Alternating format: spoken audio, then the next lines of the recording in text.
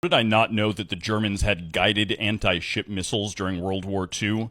And this wasn't some sort of secret wonder weapon. It accounted for at least 25 Allied ship kills in 1944, and the Allies were actively and successfully developing radio frequency countermeasures.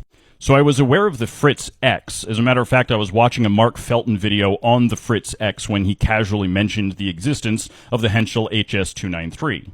Design of the 293 began in 1940 and was based on a prior glide bomb called the Gustav Schwarz propeller work, which Google simply refuses to give me any results for.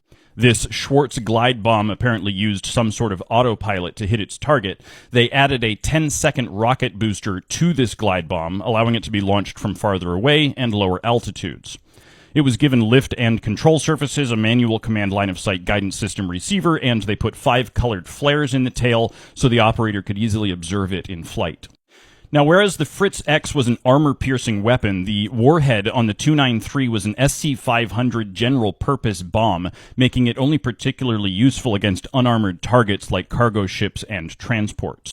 After deploying a 293, the bomber would fly parallel to its target in order to maintain line of sight, preferably well beyond the range of anti-aircraft fire.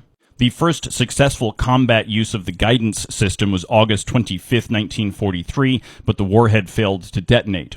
2 days later, the British sloop HMS Egret was sunk by a squadron of 18 bombers, all armed with 293s. Probably most significantly, in November of 1943, one was used to sink a full troop transport. So early Allied jamming attempts were unsuccessful because they were using the wrong frequencies, and when they finally found the right ones, the early jamming systems required you to try 16 different frequencies manually.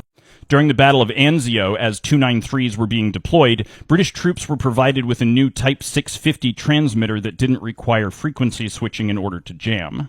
After the Battle of Anzio, the Allies recovered an intact 293 and a nearly intact transmitter from a crashed bomber, allowing the Allies to have effective countermeasures for Operations Overlord and Dragoon.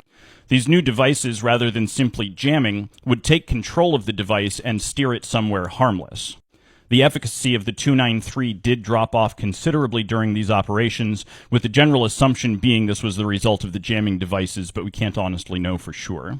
Prior to Normandy, it had been used exclusively for anti-ship activities, but during the invasion of Normandy, Germany tried using a bunch of 293s to destroy bridges. They lost 6 bombers in the attempt and only partially damaged one of the bridges.